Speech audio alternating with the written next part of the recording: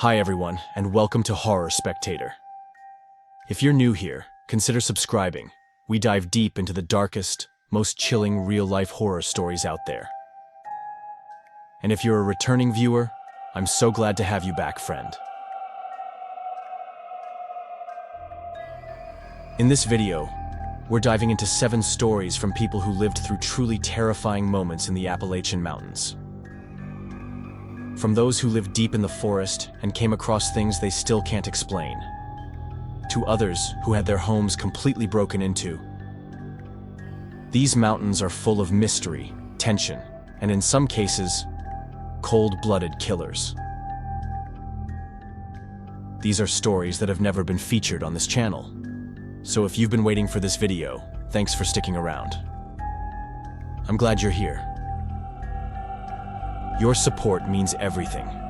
Every comment, every like, every time you just sit back and listen.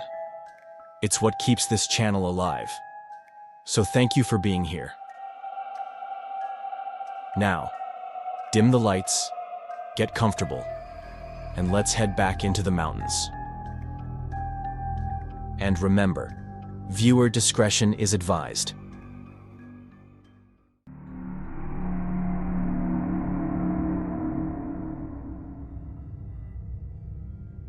What I'm about to tell you happened about 2 weeks ago, and honestly, I still don't really know what happened, or how, and definitely not why. I live in West Virginia, in one of the most remote parts of the state.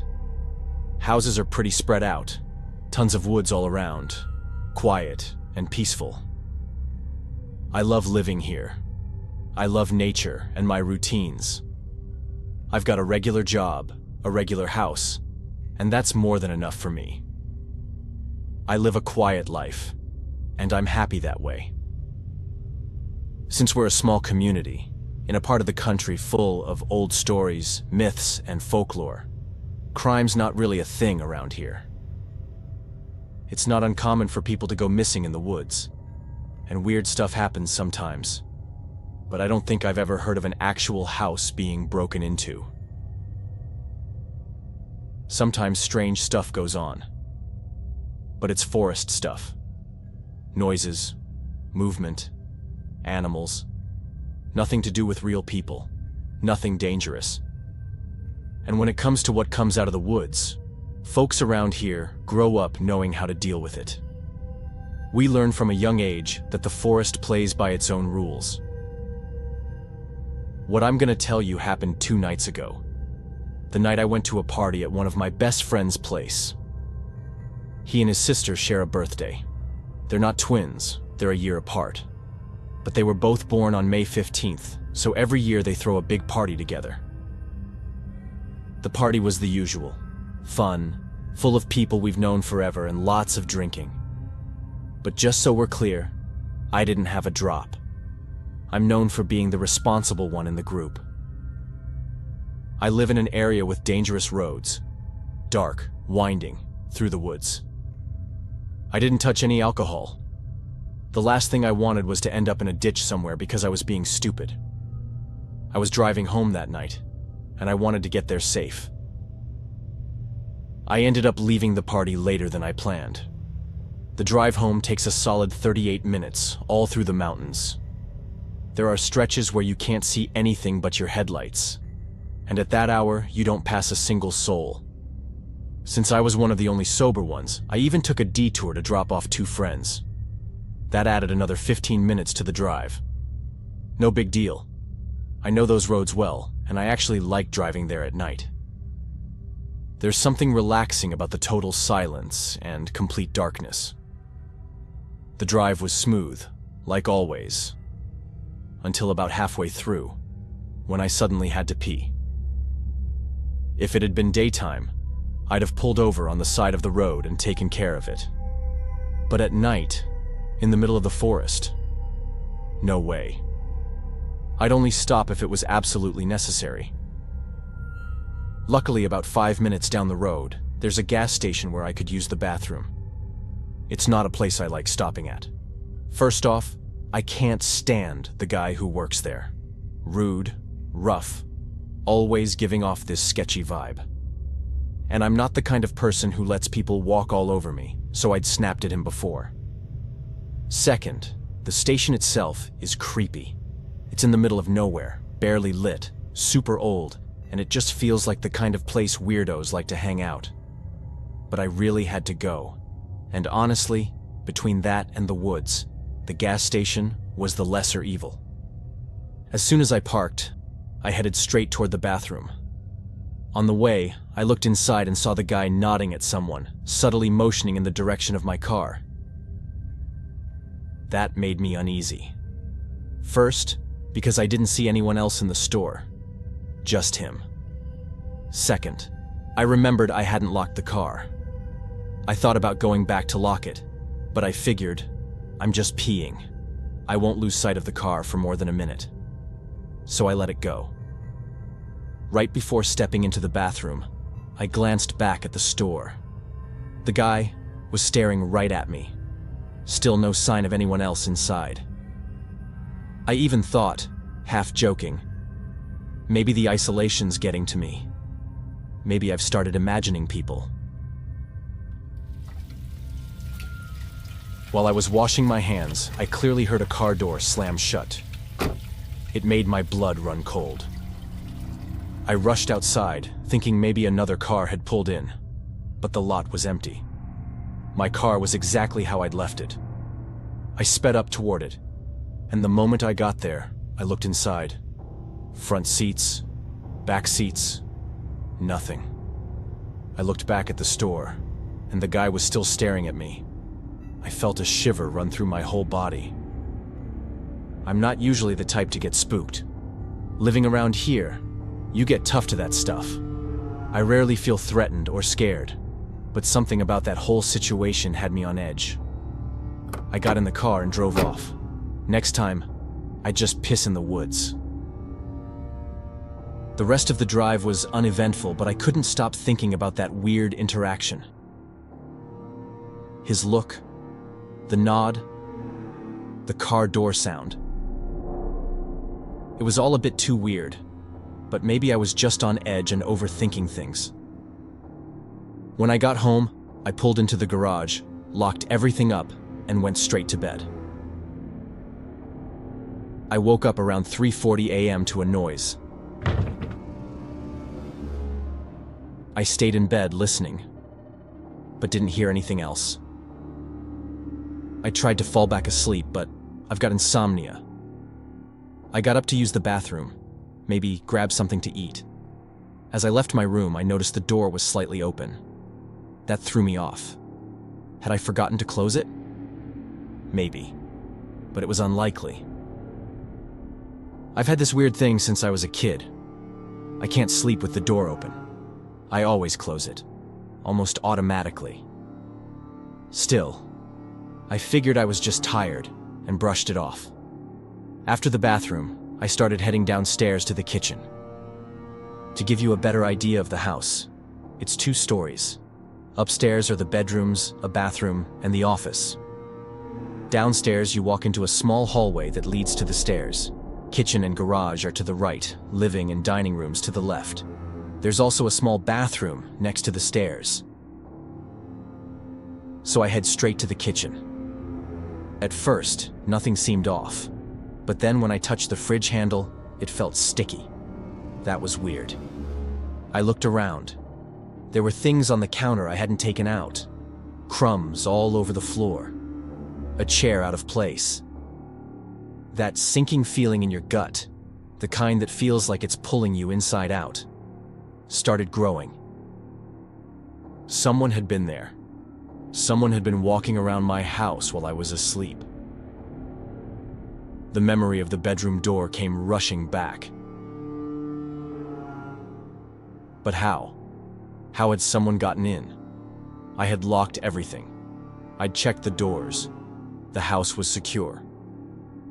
I went straight to the bedroom and grabbed my gun. Then, as calmly as I could, I started checking the house, room by room. The feeling that I wasn't alone was unbearable. Every shadow looked suspicious. It wasn't even fear, really. more like this overwhelming sense of having my space violated.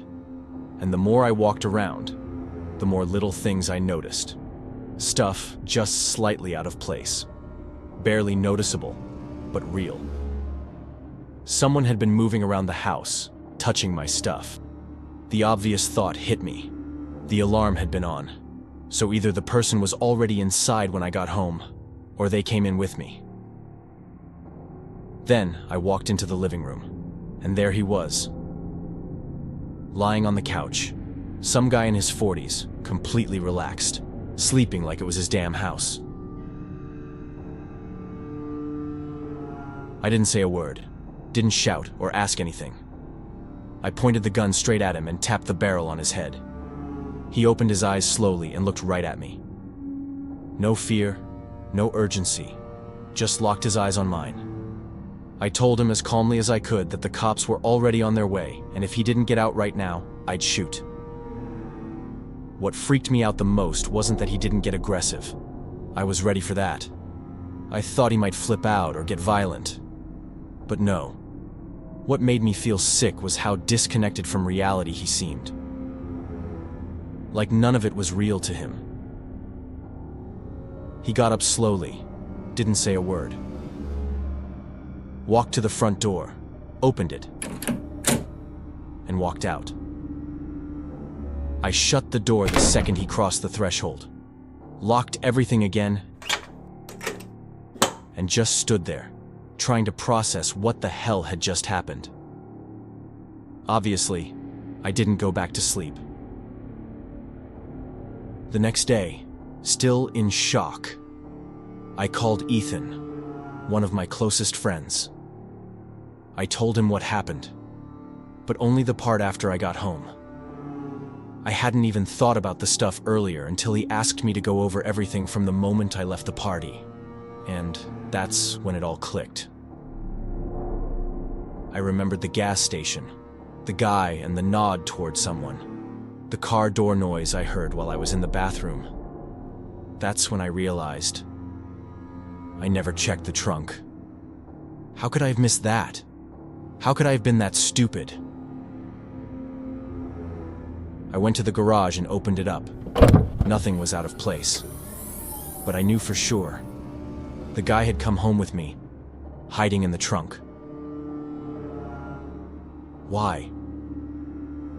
That's what's been haunting me for the past days. The weird part is that nothing was stolen. He didn't look homeless. The only thing that makes sense is that he was high, and that explains why he seemed so out of it. What pisses me off the most is thinking about the gas station guy. I know he knows something. He's in on this somehow, I'm sure of it. And I know one of these days I'm gonna lose my patience and confront him.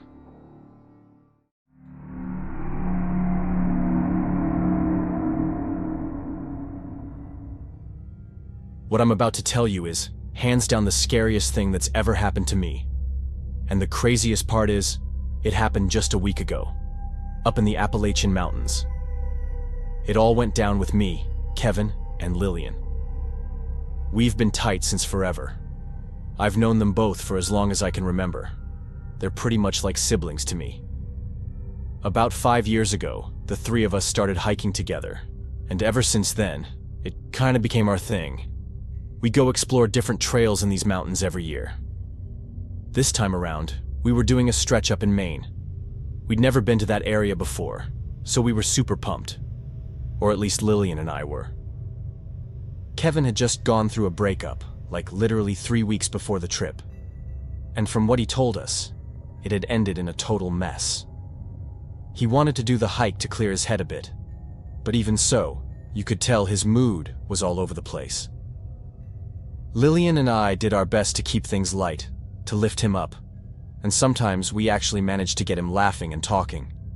But by the end of each day, he'd always slide back into that same gloomy state.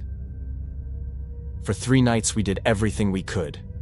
We told dumb jokes, tried to scare each other with creepy forest stories just to keep things light. But on the 4th night, man, Kevin was in a really dark place.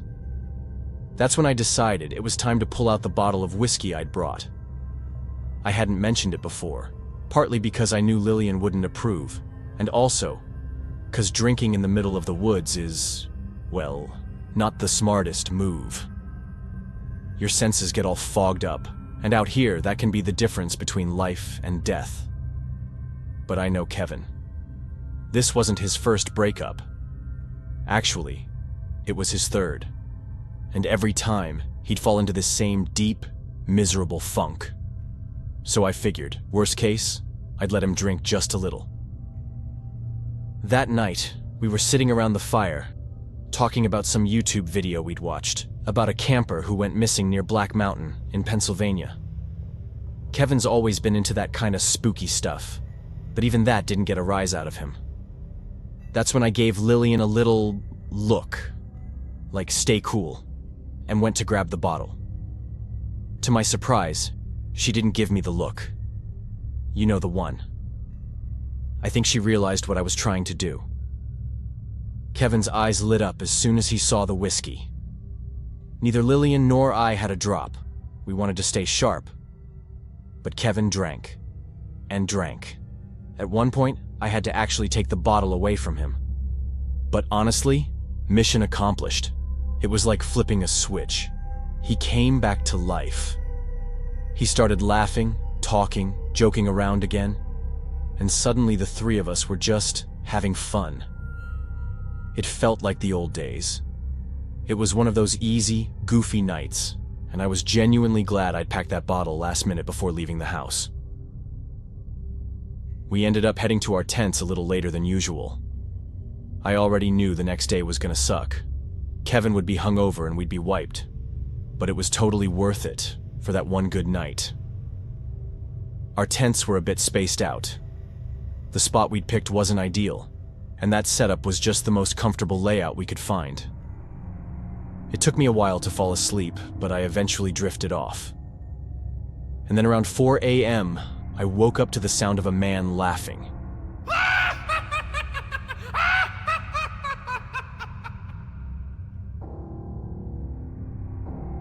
I was so out of it at first that I didn't even register that it wasn't Kevin. I just laid there, half asleep, listening to this laugh echoing through the woods.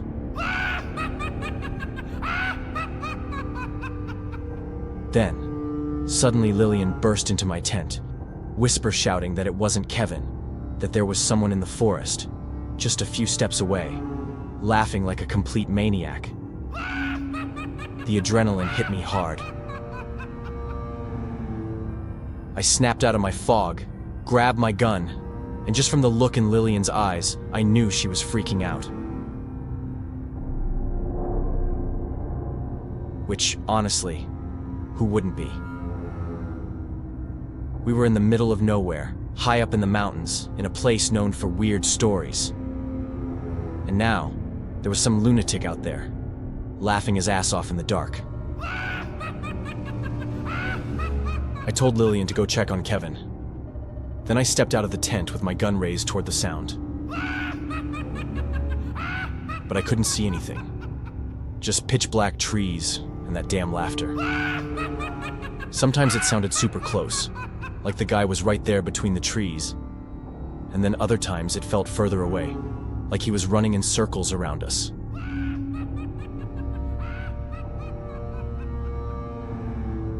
I yelled out that we were armed. The only response, louder, more high-pitched laughter.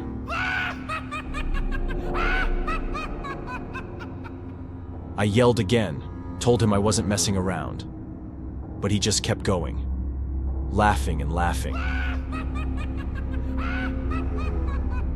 Sometimes it'd stop, and we'd get this dead silence. Like the forest itself was holding its breath. Then, out of nowhere, it'd start again. We stayed up all night, just sitting there, totally freaked out, waiting for daylight.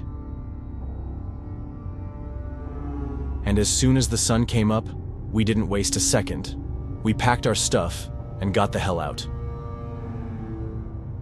We knew we were just a few hours away from a small town, And that's exactly where we headed. After that night, none of us wanted to spend one more minute in those woods.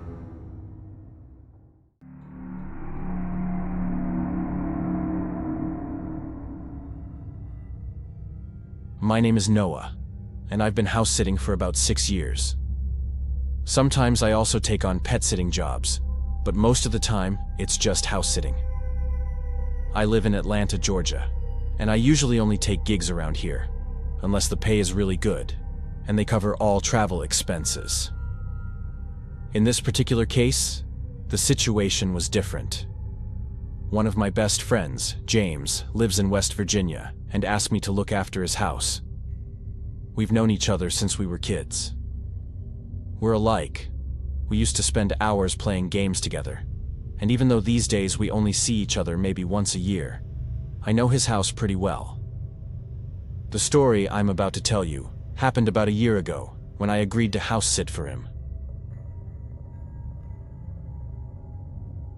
He was going to be gone for a week and didn't want to leave the house empty. He warned me a few times about what I needed to do to stay in that area. Which, to be fair, I already knew from previous visits. Another important thing is that about 3 years ago, he was sharing the house with a friend named Nick. I'd never met him, but from what James told me, he seemed like a cool guy. He worked in deliveries and was often gone for weeks at a time doing those long-haul trips. The week I was staying there, he wasn't supposed to be home either. The thing about Nick was that his schedule was unpredictable. Sometimes he'd be gone longer. Sometimes he'd come back early. So before leaving, James gave me his contact info just in case. Meaning, I'd never met him, but he knew I was going to be there, and I had his number. I was planning for a peaceful week. They lived in a quiet area, surrounded by trees and with only a few neighbors. For me, it felt like a mini vacation, and I was honestly happy to have it. On top of that, I was trying to build my own website and launch a business, so I figured I'd use the time to focus on that. The first day went exactly like that. I stayed out on the patio, soaking up the sun and working on the site. Everything went smoothly. I even ended up going to bed earlier than usual, and the night was quiet. The next day, I was genuinely excited to get back to work. I'd slept well and felt full of energy. I went back to the same spot on the patio. But around 4 p.m., I thought I saw someone in the trees. Like they were watching me. I immediately stood up and walked a little closer, calling out and trying to see if anyone was there. Maybe it was a neighbor who didn't know me and thought it was weird I was there. I wasn't thinking anything bad, but when I called a few times and no one answered or came out from behind the trees, I convinced myself I'd imagined it. Still, I went back to where I was and stayed alert for a while. But I didn't see anyone else until 6 p.m., when I closed my laptop and went back inside. I made myself a light dinner and once again went to bed early. The house has 3 bedrooms, so I stayed in the guest room. I put on Netflix and started a movie. I think I fell asleep halfway through because I don't even remember how it ended.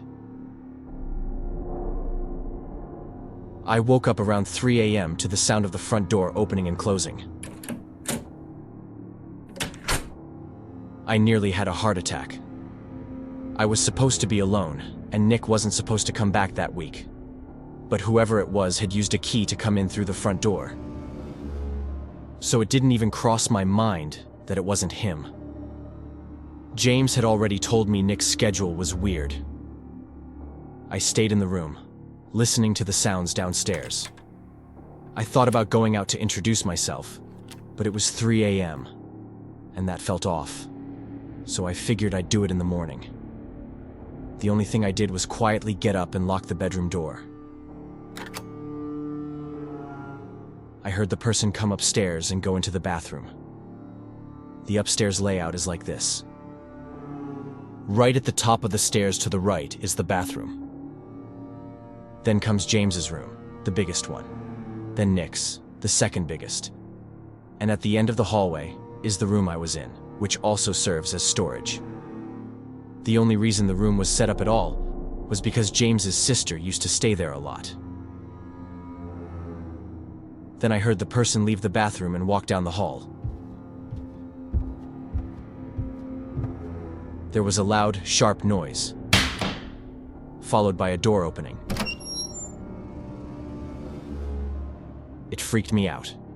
The sound had been loud, but I couldn't tell what it was. I heard footsteps in the room. First slow, then faster, almost frantic. It made me feel uneasy. I seriously considered texting Nick, but again, it was his house, and I was the guest. I figured I'd just introduce myself in the morning and ask what that noise had been. I tried to go back to sleep, convincing myself everything was fine. But then, I heard the door open again. Footsteps in the hall, and someone trying to open my bedroom door. I jumped up right away, sat on the bed, and said it was me, that James had asked me to stay there. I waited for a response, but nothing. I could tell someone was on the other side of the door. Besides, I hadn't heard them walk away. I said again, "Nick?" Nothing. Dead silence. Then I heard the person walk off and go back downstairs. That whole interaction was one of the strangest things I've ever experienced. James had assured me he knew I was coming and that he was a chill guy. That was anything but chill. I tried to sleep again, but I couldn't. I turned the TV back on and just let it play whatever was on, not really paying attention.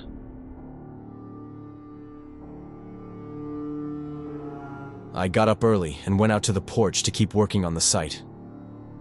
But this time I couldn't focus. I couldn't shake what had happened the night before, and I was starting to worry Nick might actually be weird. I wasn't scared he'd hurt me or anything. I just didn't want things to get awkward between us. Around noon, I went back inside to make lunch. Nick still hadn't come out of his room, but I didn't think much of it. He'd gotten in late and had probably stayed up unpacking or something. I ate, then went back to my usual spot on the porch. But by 5 p.m., he still hadn't shown up. I started feeling uncomfortable, like maybe he was avoiding me. So I decided to text him, saying I was there and that there was leftover lunch. The reply came almost immediately. He said he wasn't home and wouldn't be back for at least 2 more weeks. I felt a cold chill run through my body. Whoever had come in the night before had used the front door, with a key. Could it have been James's sister? Some other relative? I rushed back inside, shut the door behind me, and went upstairs. Whoever it was had gone through the bedrooms. That's when I noticed something I hadn't seen that morning. Both James's and Nick's bedroom doors had signs of forced entry. My pulse kicked up. I went to try James's door. It wasn't locked, and the room was a mess. Clothes everywhere, stuff all over the floor. Someone had been rummaging through it. Then I went to Nick's room. Same thing. Signs of forced entry. Same chaos. I called James right away, desperate to find out who else could possibly have a key to the house. His words froze me in place. No one. No one else should have a copy. He said he'd talk to Nick and call me back. When he did, he confirmed it. Nick said he hadn't given a key to anyone either. It was getting late, and I was genuinely worried the person might come back. So I told James I'd stay one more night, but I needed him back the next day. Then I barricaded the door, moved a dresser in front of it, dragged the couch to block everything. Then I shut myself in the room and just hoped no one would try to come in that night. Luckily, no one did. And the next day, James was back. Nick returned the day after that. The house had clearly been searched, but nothing seemed to be missing. Whoever had gotten inside knew exactly what they were looking for. I stayed with James that night while they changed the locks and waited for Nick to come back. To this day, none of us know who got in, or what they were after, or how they managed to get their hands on one of the keys.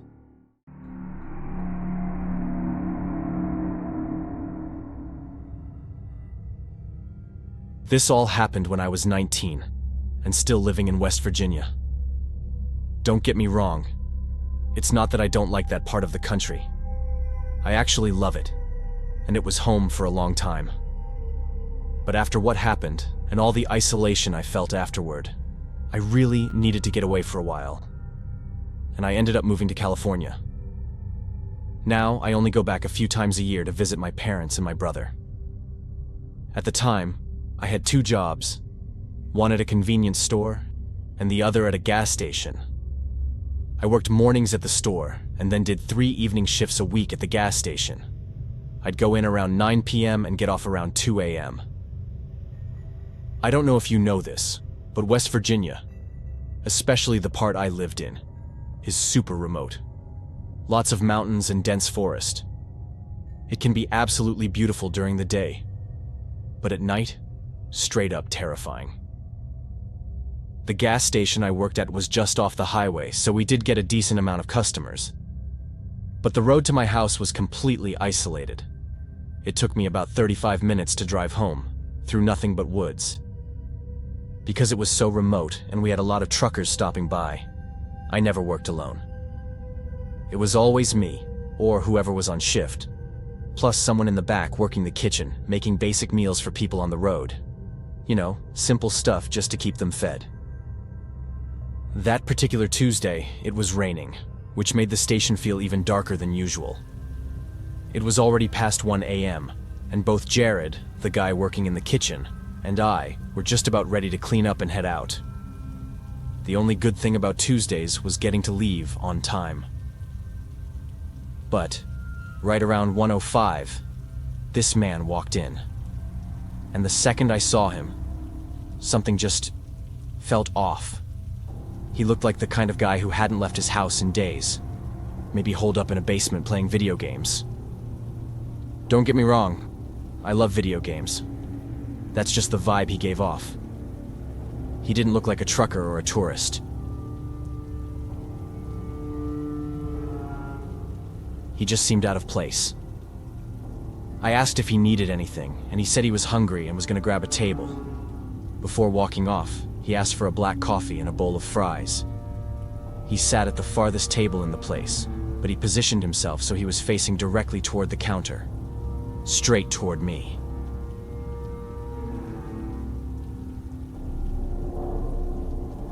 So, even though he was in the back corner, he had a clear view of me the whole time. As I worked, I could feel his eyes on me. Every time I glanced over, yep, still staring. We exchanged a couple polite fake smiles.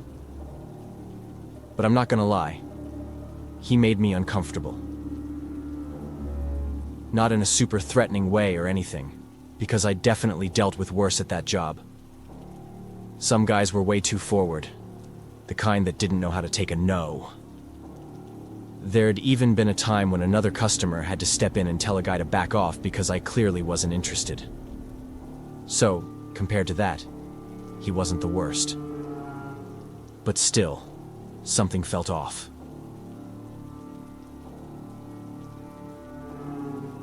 I stepped into the kitchen and asked Jared how long the fries would take, and he told me he'd dropped the bag and had to make a fresh batch. I walked over to the guy's table, apologized for the wait, and said it wouldn't be long. I asked if he wanted his coffee now, or preferred to wait until the fries were ready. He said he'd rather have both at the same time. I guess I made a weird face because he noticed and laughed, saying he knew it was kind of a weird request. I smiled back and said I'd seen weirder, just trying to be nice. I was about to walk away when he asked if I lived nearby.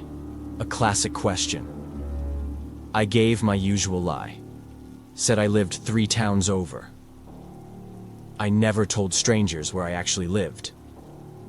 Then he asked if I liked living there. I just gave a little shrug and said, "It's all right. Not great, not awful. It is what it is." Then I excused myself, saying I had to check on something in the back, just to get away from the conversation. When I came back with the food, he held out his hand and told me his name was Rowan. I just smiled, nodded, and went back behind the counter. A few minutes later, I heard a semi pulling into the lot, and for some reason, I felt a wave of relief. Just knowing there was someone else around helped. Around 1:30, Rowan finished eating. I dropped the check, just a subtle way to let him know it was time to go. Something about him was still bothering me. He paid in cash, said it was nice meeting me, and left. I felt instant relief watching him walk out, get in his car, and drive away. By the time it got close to 2, we'd finished closing up and were ready to head home. Jared lived in the opposite direction from me. We locked the front door, and each went to our cars. There were only our 2 cars in the lot. Jared's was closer to the entrance, so he got in, waved, and drove off. Mine was parked way in the back, as far from the door as possible. There were 5 trucks parked that night, so I'd had to leave my car all the way down there.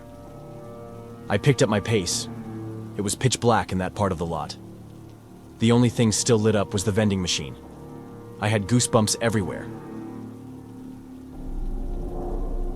I jumped in my car, locked the doors, and tried to start it. Nothing. Tried again. Still nothing. That's when the panic kicked in. My car had never failed me before. I mean, I knew it had to happen eventually. But seriously? Out here? At 2 in the freaking morning? Then I felt that pit in my stomach. Headlights turned on. I heard an engine start. A car pulled into the lot. I knew it was Rowan. Without thinking, I called 911. I was sure he'd done something to my car. He had to have been waiting. But how did he know which car was mine? And what the hell did he do to it? When the operator picked up, all I could say was where I was and that a man was following me. By that point, Rowan had pulled up right next to my car, smiling. He motioned for me to roll the window down. I knew I had to buy time. The cops were on the way, but they weren't here yet. I cracked the window just enough so he could hear me and tried to sound as calm as possible. Told him my car wouldn't start, and I had no idea why. He smiled and said not to worry, that he knew about cars and could help. Told me to get out and let him take a look. My brain was racing, palms sweating. I asked if he could just check under the hood first, see if anything looked off. I saw a flicker of something in his expression, maybe frustration. But he smiled again and said, "Sure." As soon as he walked around to the front, I called Jared, as quietly as possible so Rowan wouldn't hear. Jared had just left, and I knew he'd get there faster than the police. I don't know if Rowan realized what I was doing, but not long after, he came back around and asked again if I'd step out of the car. We both knew that wasn't going to happen. Then, he bent down to grab something off the ground. Something I hadn't even seen was there. And suddenly, the passenger side window exploded. 2 shards hit my cheek. I screamed that the police were coming and held up my phone. He grabbed my wrist and tried to yank me out. I was screaming like crazy. Like, somehow someone out there in the woods might hear me. Through my screams, I didn't even notice Jared's car pulling back into the lot, straight toward us. He jumped out and fired a shot into the air. That was enough. Rowan let go of me and bolted into the woods. He knew he couldn't get back to his car. Jared had blocked the way. He probably thought it was the cops. The police showed up not long after. I wasn't shaking as badly by then, but my wrist hurt like hell, and my cheek was stinging from the cuts. The officers were really kind and said they were going to catch him. I wasn't so sure. But 2 days later, I got a call. They'd caught him trying to hitchhike a few miles away. Turns out he was from Jackson, Ohio, and already had 2 restraining orders out on him. Knowing he was caught and couldn't hurt me again definitely helped, but I still couldn't bring myself to live in such an isolated area anymore. I looked for jobs out of state and ended up landing a good one in California. It's been 6 years now. I don't know if I'll ever move back, but one thing's for sure. I'm never working another night shift again.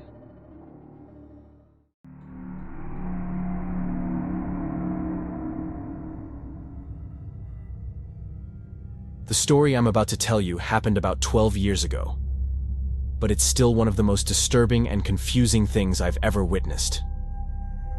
It didn't happen to me directly, but I was there. I saw everything. It was with a friend of mine. Let's call her Mary. We met when we were kids and stayed close over the years, mostly because we both lived near this huge forest. When we were younger, we'd spend entire summers exploring that place. Over time, our love for nature stuck. Mary especially became a really experienced hiker. That summer, she wanted to hike a big chunk of the Appalachian Trail. She asked me to come with her, but I had just started a new job and couldn't take time off. So we made a plan. She'd start the hike alone, and a week later, I'd meet up with her at a designated spot. I'd bring her new food, clean clothes, and take anything she didn't need back with me. That first weekend went great. Her solo week had gone smoothly. She kept the pace she wanted, and she was feeling good. Our weekend together was nice too. We were in a busier area, but still managed to find some cool trails. But on Sunday after lunch, I had to leave. I had work on Monday, and she was going to keep going alone until our next meeting point. Simple plan. We'd meet Friday night or Saturday morning if she was running behind. But then, Thursday night, around 11 p.m., I got a call from her. She used her satellite phone. Her voice was fast, nervous, almost paranoid. She said she didn't know if she could keep up the pace. Then she said maybe I shouldn't come that weekend after all. I asked her several times what was going on, but she just kept repeating the same phrases. Nothing made sense. At one point, she suddenly changed her mind and told me to definitely come, and to bring her mother's ruby necklace. She told me exactly where it was, and, since I had a key to her place, asked me to go get it. I was seriously worried. The whole call was off. I started thinking maybe someone was following her, or she was having a mental breakdown alone out there in the woods. I asked if I should call the cops, but she kept saying everything was fine when it definitely wasn't. So before heading to the meeting point that Saturday, I went to the police. I told them everything. How off the call was. How genuinely concerned I was for her safety. I said it was possible she wouldn't show up. But she did. And she was totally fine. Like nothing had happened. I felt like an idiot, and I tried to talk to her about it, but she said the call was normal, that I was overreacting. But I knew I wasn't. I knew what I'd heard. I asked why she wanted the necklace, and she just said it made her feel closer to her mom. That was it. The whole thing was strange and uncomfortable, but to anyone who hadn't heard that call, I was the one who seemed paranoid. The police definitely acted like I'd wasted their time or misinterpreted something. We kept hiking, even though something still felt off. During the day, she seemed okay. A bit tired, maybe from bad sleep, but otherwise herself. Sometimes she'd space out, but nothing too weird. But that night, it all came back. No warning and no explanation. We were already in the tent when she suddenly got paranoid again, said someone was following her. Then out of nowhere, she started laughing.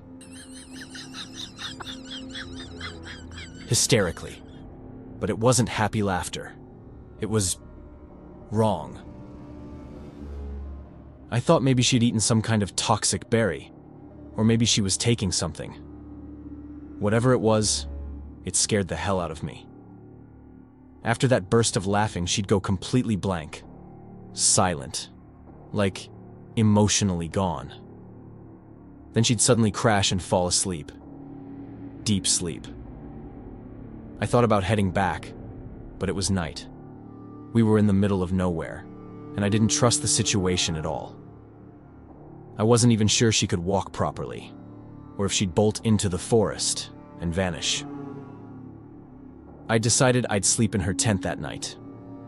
I just had a feeling something was really wrong. While she slept, I went through her pack. I looked for pills, substances, anything that could explain it. I found nothing. The next morning, normal again. A little slow to start, but as the day went on, she was back to her usual self. I tried to bring it up, told her she wasn't okay and that we needed to leave. But she just insisted I was exaggerating. Said she didn't remember anything.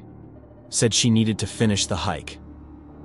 So I told myself, tonight, I'm staying alert. If it happens again, I'm calling for help and getting her out of there. That evening, we set up camp again. She said she was going to collect sticks for the fire. At first, I went with her, but halfway through, I realized it was a good chance to check her stuff again. I told her I needed to go to the bathroom and went back to camp. What I found froze me. There was a man, no clue where he came from, and he was putting something in my water bottle. Then he walked over to Mary's bottle, opened it, and poured something in there too. I froze. The fear hit me instantly. I had no idea who this guy was or what he wanted, and I had nothing on me. I waited until he walked away, then sprinted back to Mary. She was as shocked as I was, and from her reaction, it felt like she'd already suspected something was going on. We had to leave. Immediately. Even if it was night. Someone was out there with us in that forest. And we had no idea what they were planning.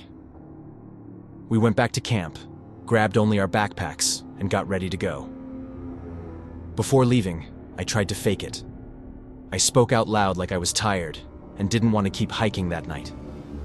Mary caught on right away and played along, saying we were just going for a short walk and would be back soon.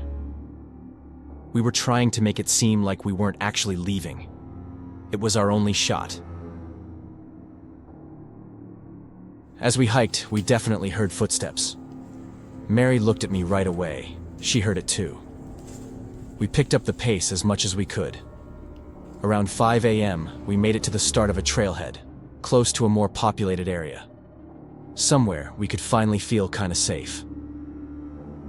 We called the cops right away. We told them everything. And that's when, accidentally, one of the officers let something slip. Turns out this wasn't the first report like this in that area. At least 3 similar incidents had already been reported. And 12 years later, the case is still open.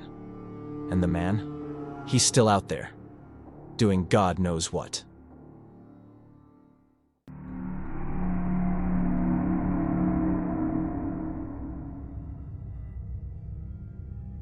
My name's Duncan, and I've been hiking all over different parts of the US for about 13 years now. I started right after my mom passed away, at a time when I really needed to keep my mind busy, and I ended up falling totally in love with it. The isolation in some areas, the kindness of people in others, the landscapes, the challenges, everything became part of those moments. And over time, I learned to appreciate each one. Even when someone kind of annoying or weird showed up and ruined the peace I was looking for. At least those people always gave me good stories to tell. But what happened to me 2 years ago in the Smokies? Well, that one didn't make for a good story. Or actually, it's the one I'm going to tell you now. Even today, it's hard for me to think about it, because if I hadn't kept my cool and thought fast, I might not be here to tell it. A coworker of mine owns a cabin up in the Smoky Mountains, and he usually rents it out to different people. Since we work together, sometimes he lets me stay there for next to nothing.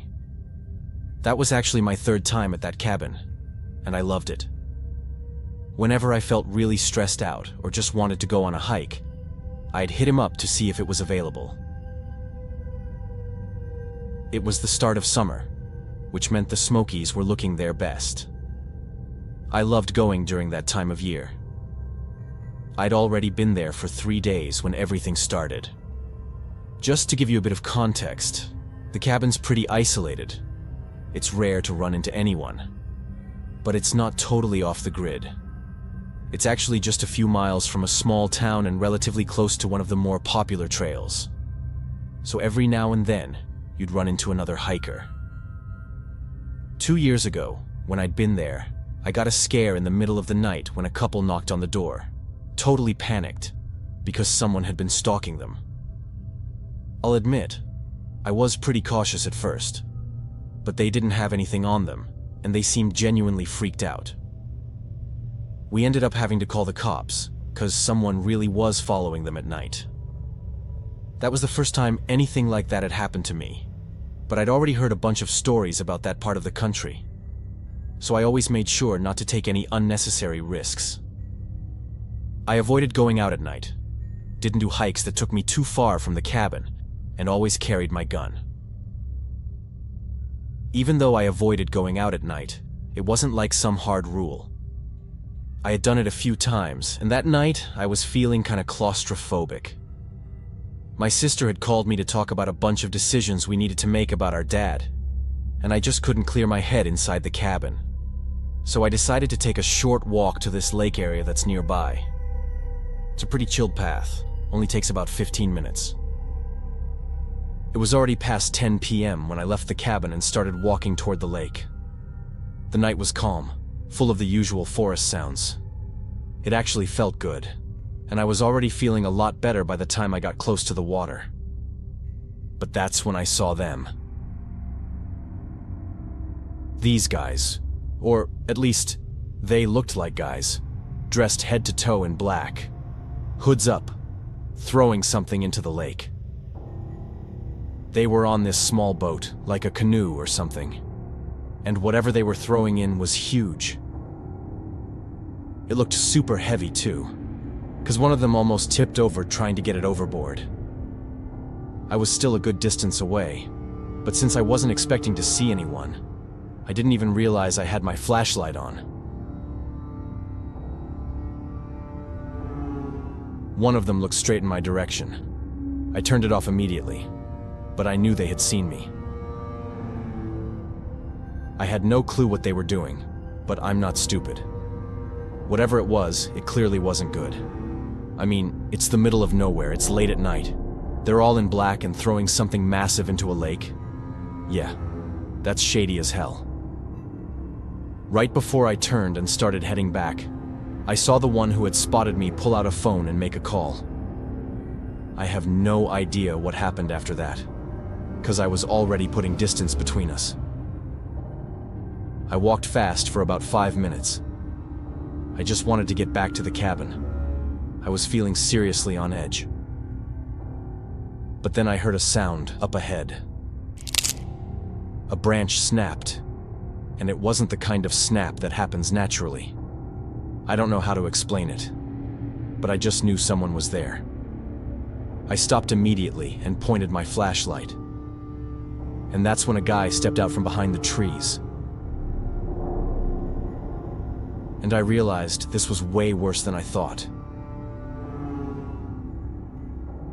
Not only had he been waiting for me, but he had a black scarf covering his face. He didn't want to be recognized, and he was there to confront me about what I'd just seen. I quickly pulled out the gun I always carry and aimed it at him, telling him to let me pass. He asked me what I saw, and I told him that if he let me go, I hadn't seen a damn thing. But if he didn't, then yeah, I saw everything, and they were gonna have a real problem. I tried to sound as confident as I could. And I think it worked, 'cause he backed off. I started moving away, slowly, still aiming at him the whole time. Then, I started running. I knew they'd come after me. That guy only backed off 'cause he was alone. Once the other two got back from the lake, it'd be 3 against 1. At that point, I decided to change the plan. I wasn't going back to the cabin. I was heading straight for my car, and then to the police. The hike, or more like the sprint, back to the car was rough. The woods were full of noises, and I had no idea where that guy was, or if anyone else was gonna pop out of nowhere. At one point, I was absolutely sure I was being followed, but I kept going until I got to the car. Luckily, there's one thing I always do when I go out to places like this. Something I picked up from a true crime documentary that's stuck with me ever since. To make sure I always had a way out, I'd bury a box near the car in a spot easy to recognize, with a gun, a burner phone, a first aid and emergency kit, and a spare key to the car. I'm pretty sure that's what saved me. I dug up that box as fast as I could, grabbed the key, and jumped into the car. It wasn't until I locked the doors and started the engine that I finally felt like I could breathe again. I went straight to the police and told them everything. The next day, they sent a team to the site, and after seeing the cabin had been completely broken into, they got a warrant to search the lake. That was the first real confirmation that at least part of my story was true. Nothing was found. Those other two must have stayed behind to recover whatever it was they threw in. How they did it, I have no clue. Meanwhile, someone else broke into the cabin, looking for me. I knew that at least one of them had seen my face, so I never went back to that part of the country. And honestly, I don't plan to. I also don't work at the same company anymore. I heard my coworker only just started renting out the cabin again, and apparently there are people staying there right now. No idea if they know the story, but I doubt it. I've never seen anything about it go public.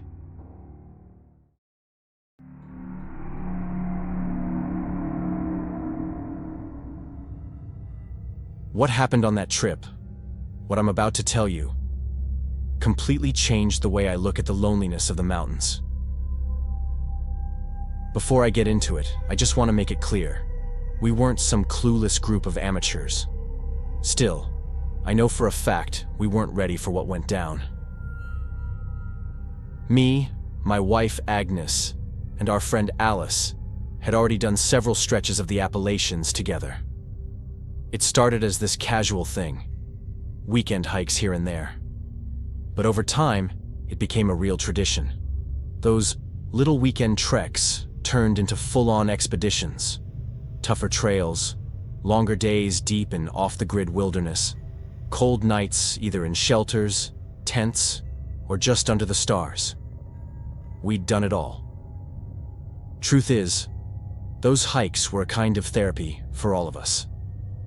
I work in tech, constantly buried under notifications and meetings. Agnes is a nurse, carrying around emotional weight most people can't even imagine. And Alice, a high school teacher, seemed to always carry that quiet frustration of someone who's expected to be a mom, a therapist, and an educator to a bunch of teenagers, especially in a country that's been waging war on public education for years. So, yeah, that week we'd planned in the mountains of southern West Virginia, we were counting down the days.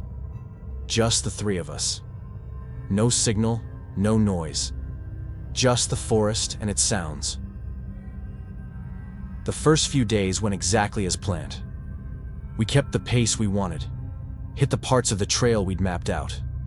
We saw some truly breathtaking views and got to experience that pure, untouched silence you only get way out in the middle of nowhere. Setting up camp was second nature by that point. We all had our roles down. Agnes handled food and always stashed it away from camp to keep predators away. Alice got the fire going. I took care of the tents and water. It was like a well-rehearsed dance, each of us moving in sync, no rush. But everything changed on the third night.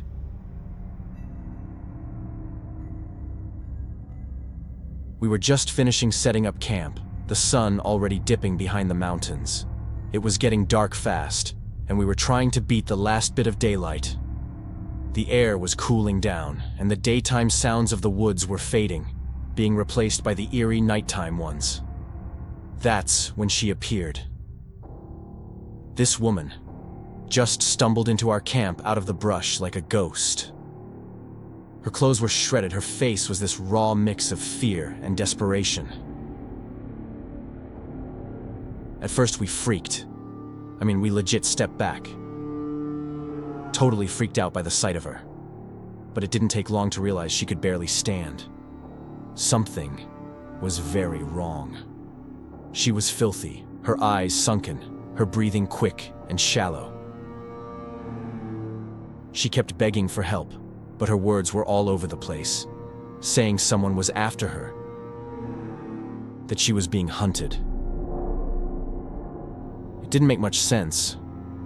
We couldn't tell if it was trauma, a mental breakdown, or maybe drugs. She just kept repeating the same stuff over and over. There was no one behind her. Or at least, we couldn't see anyone past the firelight, and we didn't hear a thing. It was obvious she was in bad shape. We warmed up some oatmeal with hot water and gave it to her. Agnes, being who she is, sat down next to the woman, tried to calm her, figure things out. She ate, but like it physically hurt to do so. You could tell she wasn't hungry. She just needed something in her. Our plan was to wait till morning and hike out for help. No way we were going to risk wandering through pitch-black woods, not knowing where we were even headed. She eventually quieted down, kind of went into this blank, checked-out state. We figured we'd try to rest a little. We were just about to crawl into the tents when it happened. A man stepped out from the trees. Just appeared, like he'd been standing there the whole time. None of us heard him coming. He had a gun pointed right at us, but he was staring past us, right at the woman. And he smiled. Not a kind smile. It was cold, twisted. Then he looked me dead in the eye and said he just wanted the woman back. If we handed her over, nobody had to get hurt. He barely even acknowledged Agnes or Alice, just kept his eyes locked on me. That's when everything flipped. Alice grabbed a burning branch from the fire and launched it right at his face. It was fast, pure instinct. The guy never saw it coming, especially not from her. He stumbled back, dropped the gun, clutching his face, completely thrown off by the hit and the surprise. Without missing a beat, Agnes darted forward and grabbed the gun. Meanwhile, I just stood there, frozen like I was watching a movie happen in front of me. The guy, realizing the tables had turned, backed off fast and disappeared into the woods before we could really do anything. Then we noticed the woman was gone. We panicked at first, thought she'd run off again. But we found her curled up inside Agnes's tent, hugging her knees, like she was trying to disappear inside herself. It was honestly heartbreaking. She was shaking like crazy, not from cold, we all knew that, but from pure terror. And truthfully, all of us were a little terrified too. I knew we couldn't stay there. That guy could come back any second, maybe not alone this time. We asked her if it was just him or if there were others, but she couldn't answer. At that point, I told Agnes and Alice to stay with her while I went looking for cell signal. I grabbed a flashlight and started walking. Hiking through the woods at night, easily one of the most surreal things you can do. The forest sounds different after dark. Every little crack or rustle sounds like footsteps. I kept imagining the guy trailing me through the trees. We'd left the gun with the girls for protection. I only had a small knife. So yeah, every shadow looked like danger. Every sound, a threat. But I kept going. I knew I had no choice if we wanted to get out of that situation. With a little luck, and after climbing a small ridge, I finally got a weak signal. Just enough to call for help. The call dropped twice, but I managed to give them our coordinates and say we needed help, that there might be a criminal in the woods with us. Then I made my way back, and we waited, on high alert, jumping at every snap of a twig in the dark. The rescue team showed up before sunrise. They took all of us straight to the hospital. The woman, of course, needed medical attention. The rest of us were just in shock. That's when we finally learned more. She was Canadian, had been missing for over 2 months. Her family had given up hope of finding her alive. Turns out she'd been held in awful conditions for weeks. The guy who came after her ex, also Canadian. She'd broken things off and he just snapped. He crossed the border, followed her across states, and somehow managed to isolate her in the wilderness for weeks. A full-on nightmare. Thankfully, the story had a somewhat okay ending. She survived. She was going to recover, and the guy was caught a few days later. But something in us changed. We came so close to something tragic. That forest, which had always been our escape, had turned into the setting for something out of a horror movie. We never went back to the Appalachians. Not because we're scared. We've done plenty of hikes since, in other places. But because that mountain, after that night, just wasn't the same. It felt heavy and dark.